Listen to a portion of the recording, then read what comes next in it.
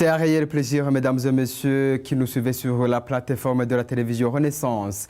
C'est le rendez-vous du journal en français. Le premier vice-président de la République, Gaston Sindimo, a affirmé son soutien à la contribution aux élections de 2020, conformément à la demande du président Nkurunziza, qui a déjà contribué 5 millions de francs burundais.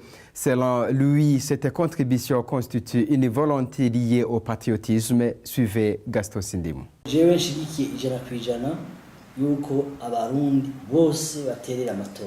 Moi, je soutiens que tout peuple contribue dans les élections. Je l'ai pourtant dit en 2015 pendant que nous faisions des campagnes. Je disais qu'il y ait une caisse pour les élections des Burundais eux-mêmes. Cela pourrait nous permettre d'être plus indépendants. Ce n'est pas au Burundi seulement, mais au Rwanda et ailleurs, on l'a fait et les élections ont eu lieu. Demain, nous tous, nous sommes interpellés à avoir cette volonté. C'est un esprit d'amour de la patrie et ce dernier ne peut pas être pris en otage. C'est nous qui sommes chargés de conscientiser le peuple l'importance. D'ailleurs, on sait bel et bien que beaucoup de gens veulent que les élections se fassent dans la liberté et la tranquillité. Imagine, lorsque tu penses à une aide extérieure pour les élections, c'est dommage quand on est dessus. Maintenant, nous tous, nous allons dans cette compétition de se faire comprendre au peuple cette importance.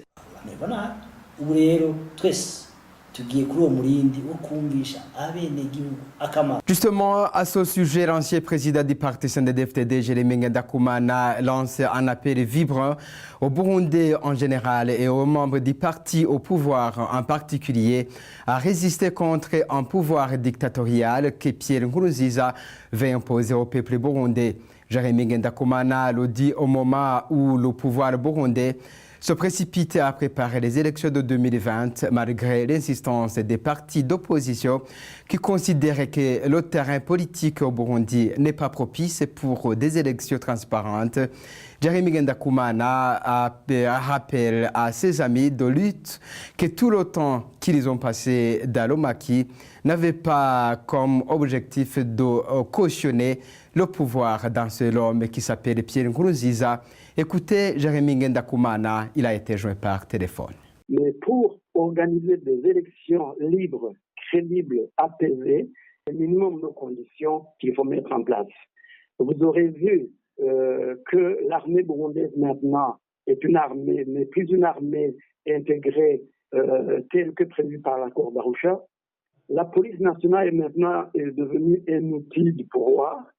Le pouvoir connaît et a armé la milice. On a beaucoup de personnes civiles armées. Alors, dans tout cela, ça veut dire qu'on n'a pas les conditions requises pour organiser des élections libres, démocratiques, des élections crédibles. Alors, avant de parler donc d'élections en 2020, nous demandons aux membres du CNDD-FDD, nous demandons même au pouvoir d'être réaliste et d'organiser de véritables élections, mais sur un terrain déjà bien préparé. On a en urgence un besoin de voir l'armée burundaise redevenue une armée nationale, réellement nationale, une armée organisée telle que prévue par l'accord d'Arusha. On a besoin de voir sur le terrain une police neutre qui travaille pour le peuple et non une police à la solde du pouvoir. On a besoin que les populations civiles soient désarmées. Tout cela, on puisse laisser les politiciens aller exposer leur programme devant la population. On a besoin que la société civile refonctionne.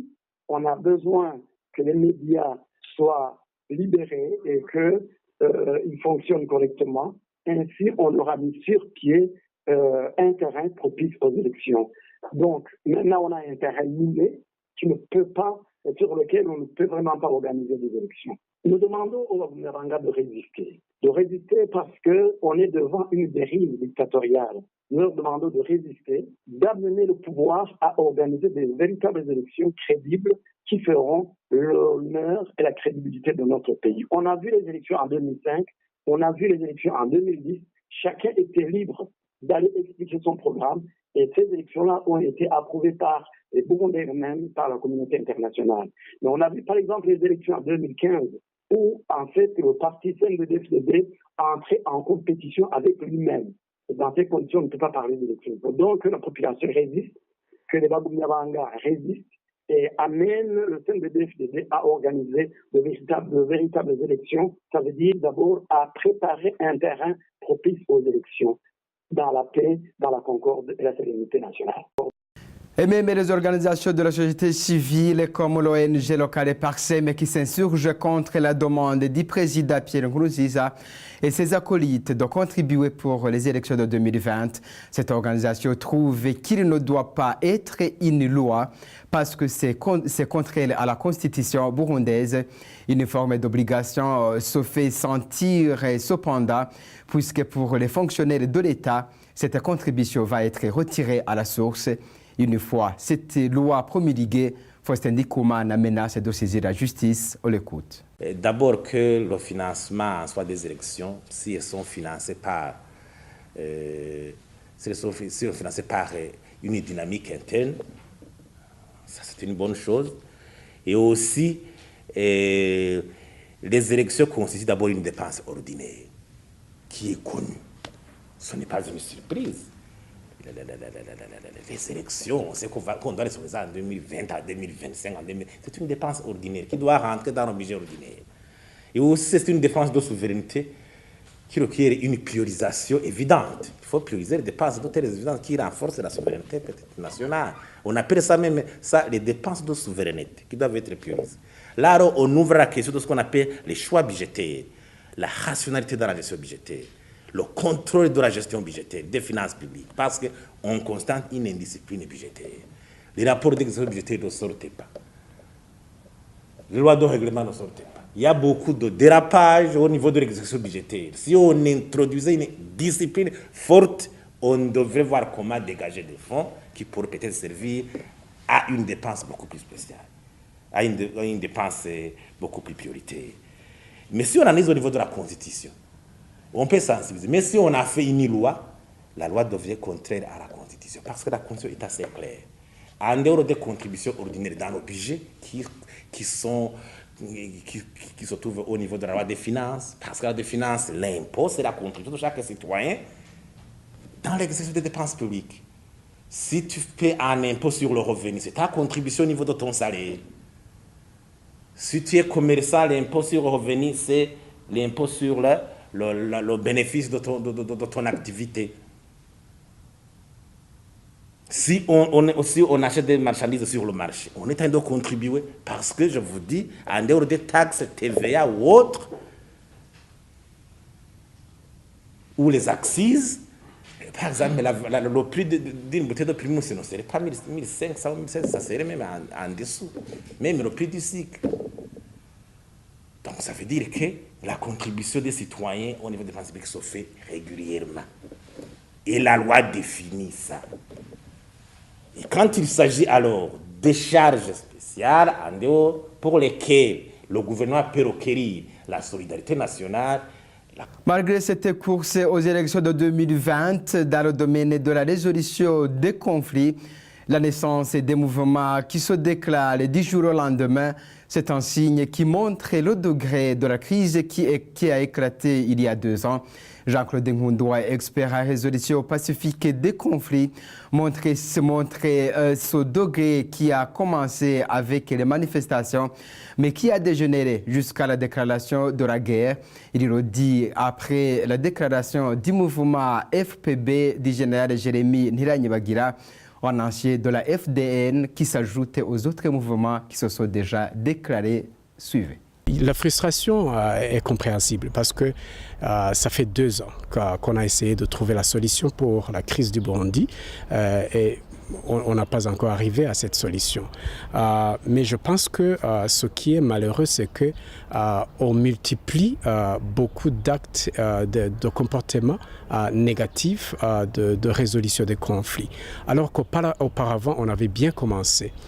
Quand le gouvernement, le président a décidé de violer les lois et le processus de paix des Burundais, les Burundais ont trouvé un moyen très légitime et même moral à résister résistant d'une façon non violente. Et puis, le gouvernement a répondu en tuant la population et les militaires ont décidé de renverser le gouvernement. Ça, c'était déjà un mauvais comportement, une mauvaise réaction au conflit. Là, alors, on doit subir des conséquences. On est dans les conséquences. Il y a des réfugiés, il y a la continuité des tueries. Maintenant, alors, on commence à parler un langage de guerre. Là, on arrive à l'étape de l'échec en tant que peuple. Parce que toute solution qui va venir après ça, ça va être une solution qui vient de la violence. Après, beaucoup de versement du sang. Et maintenant, on aura beaucoup de personnes entachées. Jusqu'à présent, c'est le gouvernement qui est accusé. Mais après ça, il y aura d'autres parmi les opposants aussi qui seront accusés. Et nous aurons beaucoup de conséquences très négatives à gérer.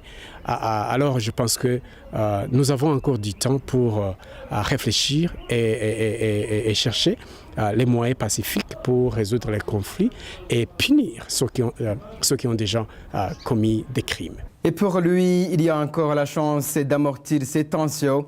Il suffit que l'équipe de la médiation et les chefs d'État de la sous-région se réunissent pour trouver la solution qui est sans doute contrainte les belligérants de s'asseoir ensemble et négocier.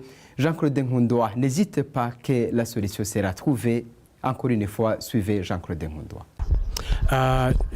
C'est vrai, il y a beaucoup d'initiatives qui sont en cours, mais juste en ce qui concerne ceux qui veulent répondre Bujumbura par la violence, je pense qu'ils ont encore d'autres étapes à franchir avant d'arriver à cette étape. Peut-être que je ne suis pas informé, mais je pense qu'il faut toujours approcher ceux qui ont déjà décidé d'aider les Burundais dans le processus de paix par des moyens pacifiques. Le président de l'Ouganda, qui est le facilitateur en conflit, je ne sais pas qu'ils ont été en contact avec lui pour leur déclarer qu'il y en a marre, ou bien s'ils ont déjà constaté l'Union africaine et les Nations unies qui sont déjà impliqués pour trouver une solution pacifique.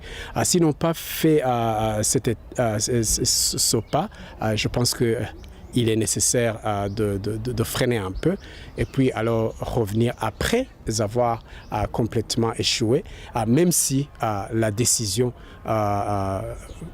reste toujours une décision qui doit être prise, mais qui produira des conséquences négatives et une mauvaise histoire pour les Burundais. Voilà, c'est son souhait de Jean-Claude Nkundoa que nous mettons fin à ce journal. Merci à vous tous d'avoir prêté oreille attentive. Merci, au revoir, à bientôt.